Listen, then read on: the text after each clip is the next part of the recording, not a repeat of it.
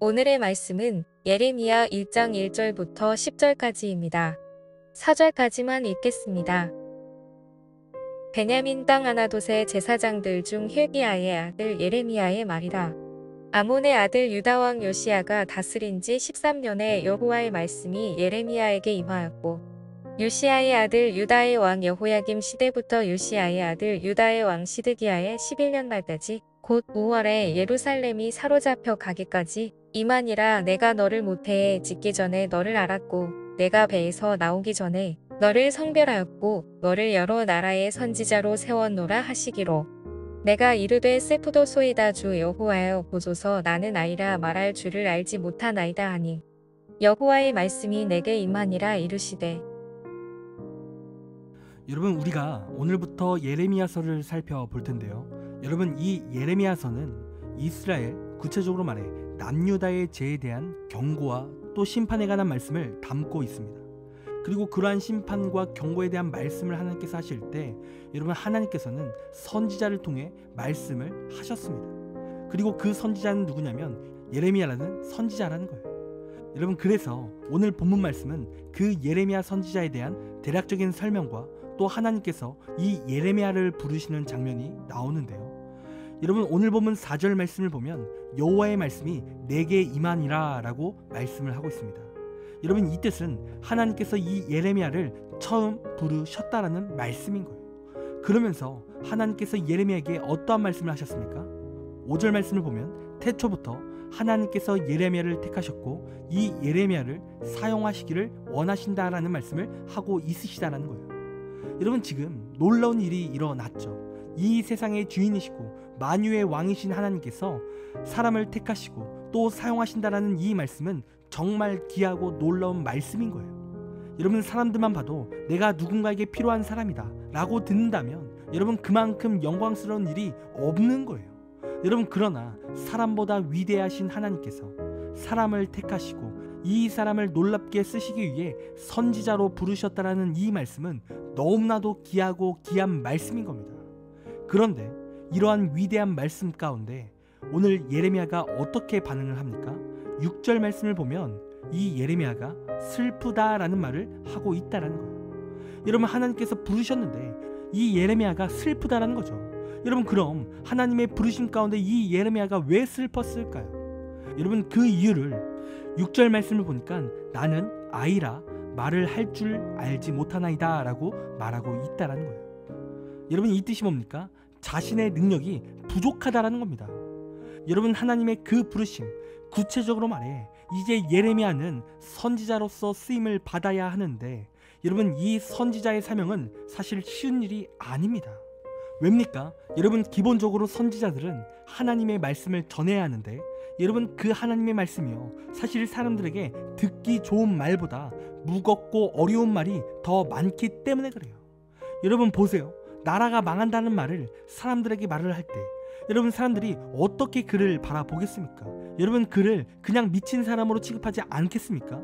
여러분, 그리고 이 선지자는 그냥 자신이 편한 사람들에게만 하나님의 말씀을 전하는 사람이 아닌 거예요.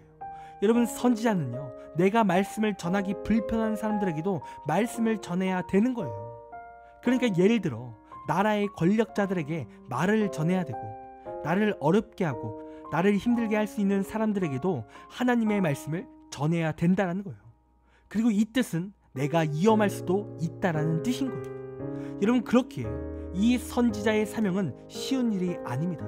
너무나 어렵고 힘든 일인 거예요. 그래서 자신은 그러한 능력이 없다라고 하나님께 지금 예레미야가 말하고 있는 거죠. 여러분, 그러자 하나님께서 예레미야에게 어떠한 말씀을 하십니까? 8절 말씀을 보면 예레미야에게 두려워하지 말라는 말씀을 하셨다라는 거예요. 그리고 두려워하지 말아야 되는 이유는 하나님께서 예레미야를 구원하시고 또한 지키시고 또 능력을 허락하신다라는 겁니다. 여러분, 그가 능력이 없고 그에게 많은 대적자가 생길지라도 하나님께서는 이 예레미야를 지키시고 또 놀라운 능력으로 하나님의 말씀을 전하게 하신다라는 거예요. 놀라운 능력이 임하는 거죠. 여러분, 구약의 모세도 마찬가지입니다. 여러분, 모세도 하나님께 소명을 받을 때 그도 하나님께 자신은 입이 둔한 자다라고 말하며 자신의 힘으로 하나님의 소명을 잘 감당할 수 없다라는 말을 했었습니다. 여러분 보세요. 모세도 이스라엘 백성들을 출애굽을 시켜야 하는데 여러분 그게 얼마나 어려운 일입니까? 여러분 먼저 이스라엘을 노예로 삼고 있는 이 애굽 왕을 설득해야 되고 또 말 안 듣는 이스라엘 백성들도 설득해야 되는 거예요. 여러분 얼마나 힘든 일이겠습니까? 여러분 그러나 모세는 위대한 업적을 이루는데 그가 마침내 출애굽을 성공하는 거예요. 그리고 이 성공은 여러분 모세만의 능력이 아니라 하나님께서 그와 함께 하신 거죠. 여러분 이렇듯 하나님께서 어떠한 자를 사용하신다 하실 때 여러분 그 사람의 능력으로만 사용하시지 않습니다.